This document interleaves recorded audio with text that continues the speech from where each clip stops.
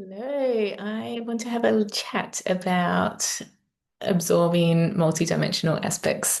And it's just interesting how it kind of all fell into place because I guess it's not something I was aware of. I guess it's something I have been trying to do, with the whole embodiment, which is, I guess, the theme of the underlying theme of my Etheric Circle membership. It's all about remembering who we've been before in other lifetimes on Earth and off-world and throughout the cosmos, and returning to those threads to remember, the wisdom we held there or the gifts that we had there and bringing that back into us because we are here to bring about change for the world and helping Earth ascend into the 5D. And in that, we're not, ascending out of here. We're not escaping Earth. We're not leaving her behind. We are going with her. And we do that by bringing through more higher frequencies. The more we bring in as these conduits, as these beautiful vessels, then that is, increasing her frequency as well, giving her the fuel that she needs to help move through and rise above as well. And that's why I really feel like we're not trying to ascend out of here. We're trying to bring it all in and embody it. So I guess I just had a different phrase for it to come about. But in hearing that, reading that, it made me realize something that had happened. And that was last Friday night actually two weeks ago, in my Etheric Circle Soul Evening, which is a beautiful cacao ceremony and then a multidimensional journey where we gather in circle and we move through something that is a collective thread that we all, share different frequencies, different vibrations of. And there's always a sense of a bit of a clearing that happens first.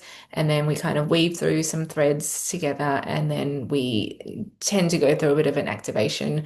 And what happened is we had moved through this moment and the whole journey, the theme was returning to your body. And it was, remembering your body as the temple, as the altar, and honoring yourself. And so many of us have been so disconnected from our bodies for so long. And that could be due to trauma, it can be due to fear, and it can be from, this lifetime, or it can be baggage from many lifetimes.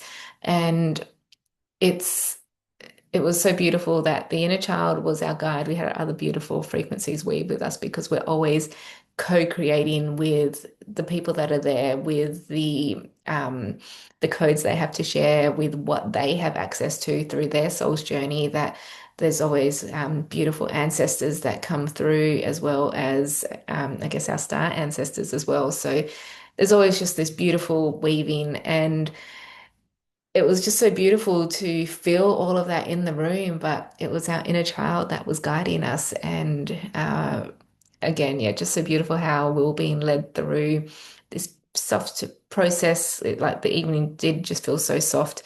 And for myself, when I listen to the recording, because I record it for my members of the All, they get their ticket is included as part of their membership, and then they can listen to the recording if they need, or if they miss a session, then they can still access it because by joining, their energy is always connected. It's always they like once they're a member, and as long as they stay a member, they are included in that weaving.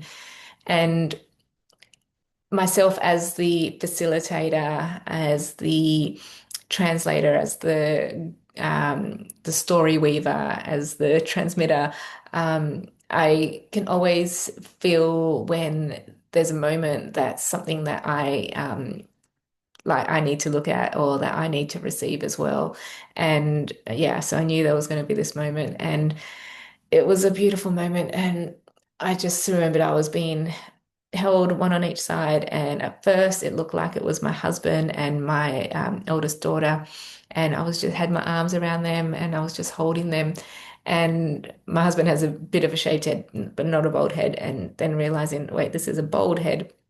And then realizing, oh, it's not my husband at all. And it was, I think I must have had some sort of internal block around meeting and accepting, integrating, embodying my Arcturian self. I've had a reading before, like being told that I was Arcturian. I have a soul family that I connect with that I know they're Arcturian. I yeah have Arcturians that come through in many sessions, and I know that a lot of the stuff that I do in my channeling sessions is, channeling these Arcturian frequencies and all of that, but I hadn't actually, I guess there was that cognitive dissonance around accepting what they looked like and that that could be me. And I had a quantum hypnosis session, I think it was last year, and I knew I had split off straight away. Like I knew there was like I didn't, yeah, I felt uncomfortable being around all of these star beings as much as I'm always weaving with them. It was different. And in the end, what was so hilarious was that I was just so hung up on the feet because I had seen my feet and they were like frog feet. And then like the facilitator like told me that yeah, Arcturians do have this frog feet. And I think that just because I had no frame of reference, I just wasn't able to understand it. And so yeah, I split off. And I've have noticed throughout different moments throughout the past year that um, I've kind of have been, I guess, lifting my gaze up. So from the feet and just slowly lifting my gaze up and then I had reached the eyes.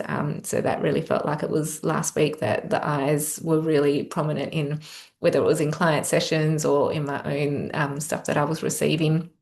And and then realizing that that bald head was my Arcturian self. And then because what happened was the bald head kind of turned in towards me.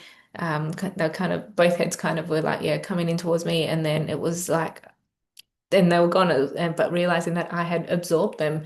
And then I realized that it was not hadn't have been my eldest daughter, it'd actually been my inner child, and that I had allowed them to both, come back into me, to be reunited with me, to help make me whole, because that's a lot of what I talk about as well. Like we bring these parts of us, whether they're trapped parts, lost parts, fragmented parts, whenever we're doing these soul retrievals, it's to bring them back in and help make us whole again. Because as we've, whether it's coming into this plane or this universe or what it was, we ended up being so fragmented, and it's just, pulling back these pieces thread by thread and just bringing it in.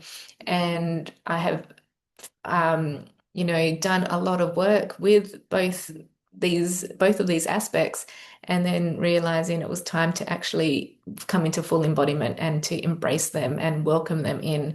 And it just felt like, such an honor to witness. It was so beautiful to witness. And like just even thinking about like with all the inner child work that I've done, I will say like I've been very blessed that I didn't have much of a traumatic childhood, just a lot of the stock standard stuff. Um, and it's been more about the soul's journey that has been what has led me on my mission, or on my journey to do the work that I do.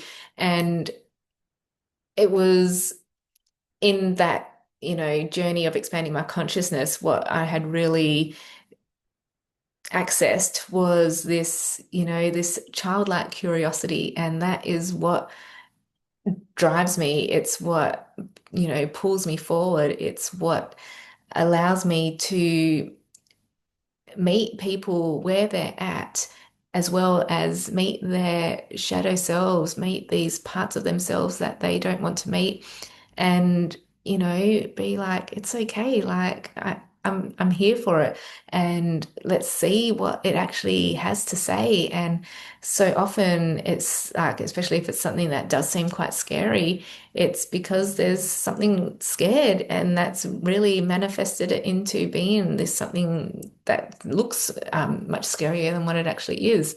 So when we shine the light on it, we're able to, dissipate some of that fear. And it's like, what did I want to say?